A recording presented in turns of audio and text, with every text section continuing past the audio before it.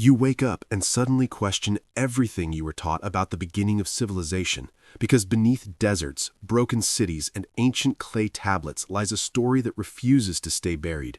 A narrative claiming that before Egypt ever raised its pyramids, before pharaohs carved their names into stone, there were records from an even older society describing beings they called watchers, figures not clearly gods and not fully human either, described as observers, teachers, and sometimes rulers who supposedly arrived with knowledge far beyond ordinary understanding.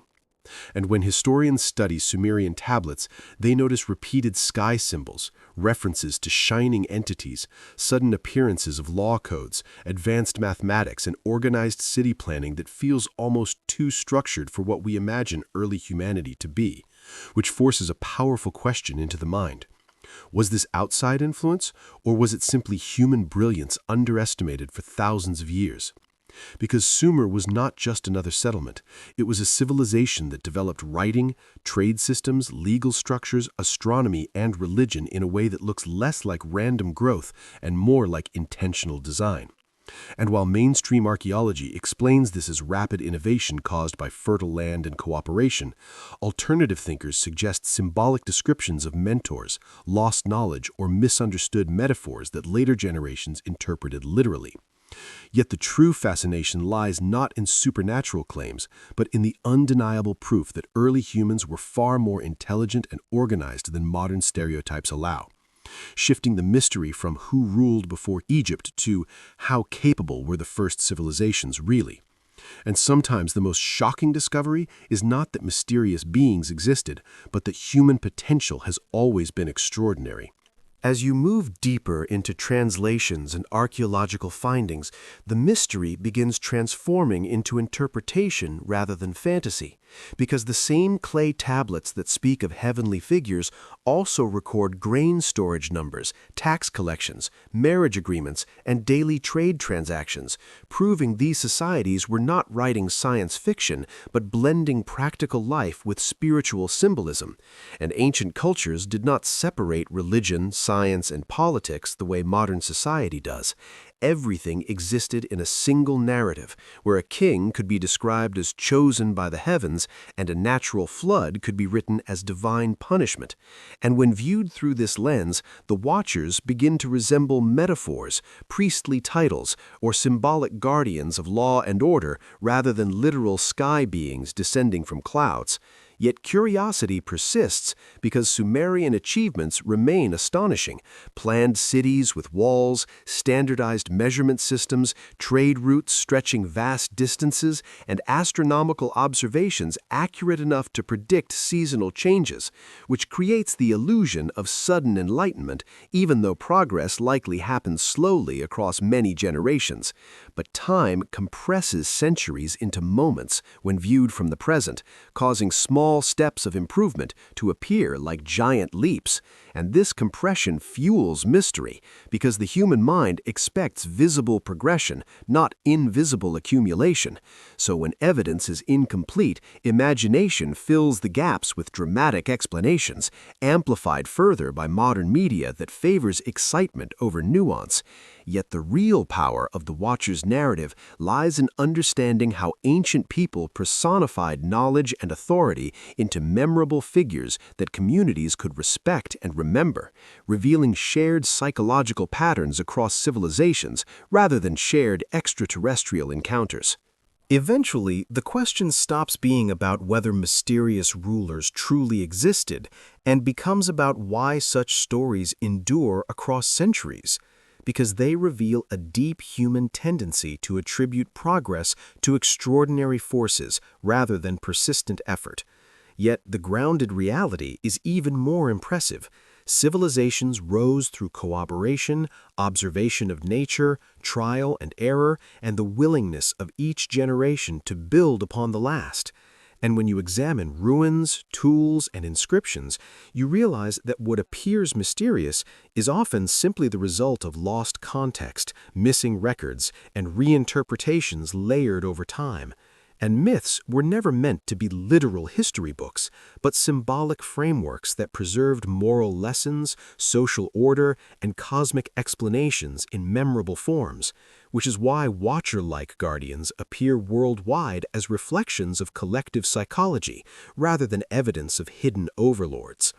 And recognizing this does not destroy wonder, it refines it, allowing admiration for both poetic imagination and tangible human achievement at the same time.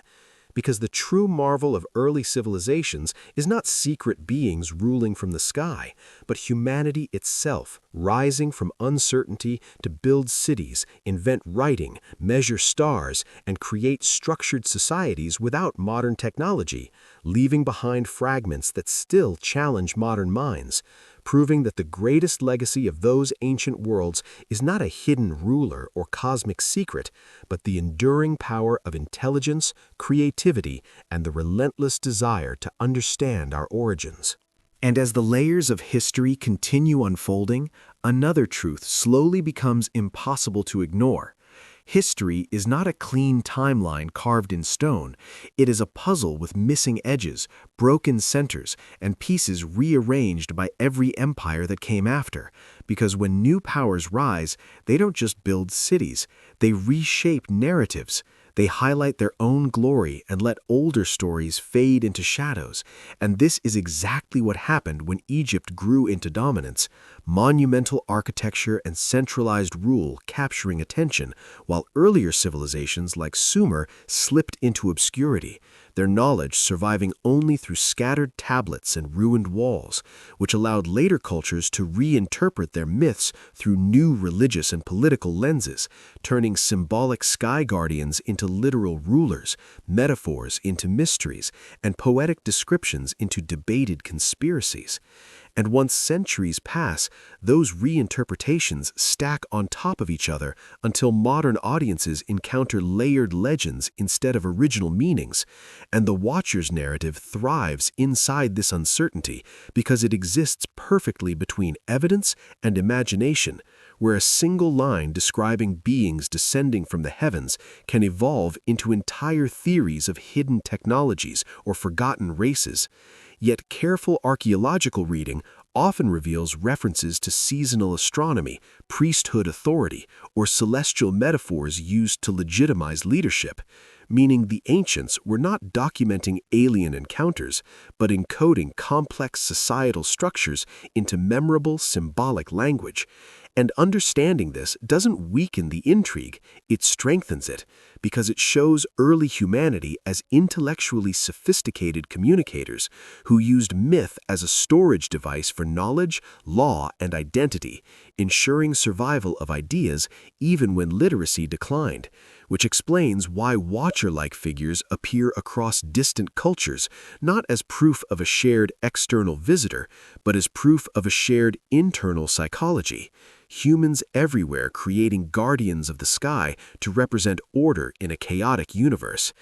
And this shared archetype becomes more astonishing than any supernatural explanation because it proves that long before globalization or digital networks, human minds separated by oceans arrived at parallel symbolic solutions to the same existential questions about authority, protection, and cosmic meaning.